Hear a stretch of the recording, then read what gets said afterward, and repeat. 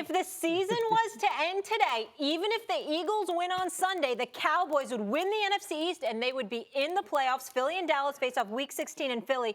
That's really the game that decides it all. Molly, yeah. Are you saying? I'm saying that it's possible that the Cowboys' hopes get built up? Yeah, they could go to a Super Bowl. They could be with us in Miami. She actually thinks this is a bad thing for me. You understand what I'm saying? She actually thinks it's a bad thing for me. The fact you want it to come down to that. Let it come. He wants them to win a playoff game. Please, let them come up. Let them. Whatever. All the feel-good stories about how they figured it all out at the end of the season. Good. Everybody's talking about it. You know, get ready to opening their Christmas gifts. Everybody's going great. You know what? I actually thought about this. You know, I've been bringing up the fact that they went back to back 8-8 seasons, losing to the Giants, the Eagles, and the Redskins back to back years, not necessarily in that order.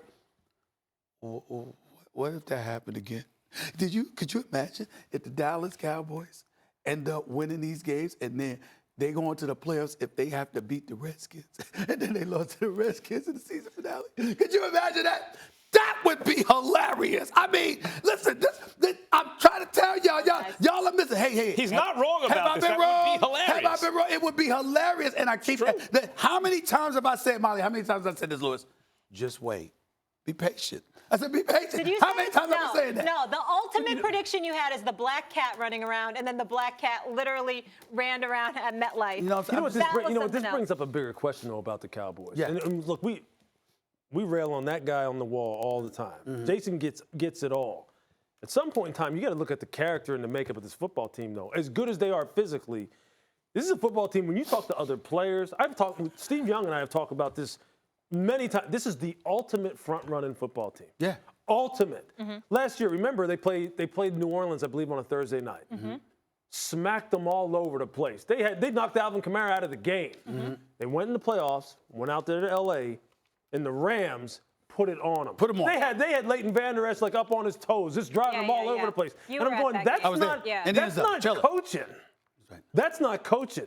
That's here. That's what my high school coach used to call intestinal fortitude. That might be a bit of a problem too with this football team. Can we get to the question that I wanted to ask you guys? You heard all the stats I read. Max, you think they're done? They were done before the season started. They were never going to win a Super Bowl with Jason Garrett. What does that mean? They can make the playoffs. You think they'll win the division? I think that done is they're not going to make a playoff run. They can make the playoffs. I think they'll make the playoffs. The Eagles have an easier schedule, but this is why I said when we kept saying, is this a must-win for Dallas? Is this a must-win for Philadelphia? I keep looking at the game toward the end of the season between those two. No, that's the must-win for both teams. You can't, someone's going to get upset. Someone's going to beat a team they should probably lose to. You can't tell, but that will be the must-win. It's going to come down to that game, Dallas and Philadelphia. So are they done? I'll tell you this. Are they done in terms of playoffs? No, but I want to say this about because we've been talking about it. You guys have brought up stuff like, you're running the ball. Why don't you pay Ezekiel Elliott? Yeah. That's like in chess. A lot of times people prepare to castle, and then they want to get in a little extra move. No, you prepared to castle. In boxing, a guy moves his head, he gets on the inside, and then he ties the guy up. No, you did the work to get in. Now throw the body shot. But that's really tactics we're talking about. In terms of strategy, here's the problem with the team, Stephen A., and it'll be a problem with the next coach if he doesn't do this. Jerry Jones's ego. This is a game where the players are asked to put your ego aside and work for the greater good of the team. How does a team do that when they know the owner won't do it? He won't do it. And if he continues it, so forget this season. He did, though. He basically said that he's a lame duck coach at this point. But who's he going to hire next? Is it going to be a big, strong personality who's going to get the lion's share of the credit when they win?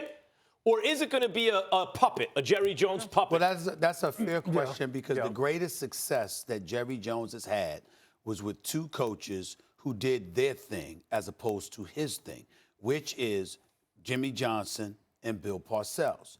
Here's where it gets tricky. Jerry Jones does not come out there, and I'm going to come to Jerry Jones' defense here.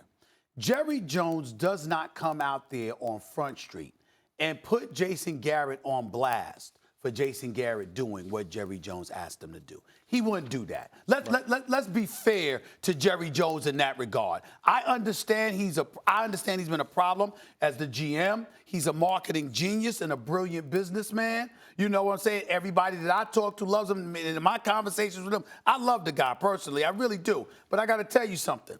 When you look at him as the GM, yeah, there's a lot to be desired. But when we judge any other GM in the league, you know what we judge them by, Max Lewis? We judge them by the talent they accumulate. Sure. And we leave the coaching to somebody else. Now, if Jerry Jones was quiet and in complete support, because I think Jerry Jones hurt himself last night. And please let me explain before you go on. Jerry Jones hurt himself last night because up until that moment, I'm saying exactly what I just said. Mm-hmm. You don't put your coach on Front Street if he's doing exactly what you told him to do. So clearly he's not doing what Jerry Jones told him to do. This is Jason Garrett operating to the beat of his drum, and it is what it is. We all know Jerry Jones wants to be thought of as a coach. That's right. By the way. But when Jerry Jones came out yesterday and said, I'm going to stand with him, that made me say, damn, Jerry, you hurt yourself, because maybe it is you now. Yeah. Maybe he is doing what you told him to do. Because why would you flip like that? I think what's happening, though, I think it's this. Sometimes things cross over from the realm of professional to personal. Mm-hmm. I think this is personal with him. This is personal feelings getting in the way. Because, look, the fact that he's leaving him in power and leaving and entrusting him to develop and utilize the weapons that he's given him, the fact that he's still doing that means that Jerry is a step above Jason as far as being the problem. Because you know what his weaknesses are.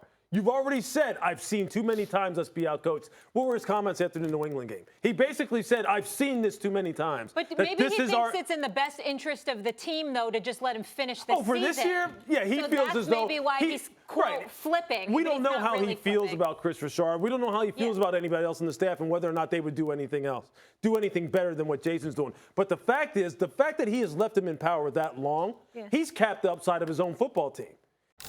Thanks for watching ESPN on YouTube. For more sports highlights and analysis, be sure to download the ESPN app. And for live streaming sports and premium content, subscribe to ESPN+.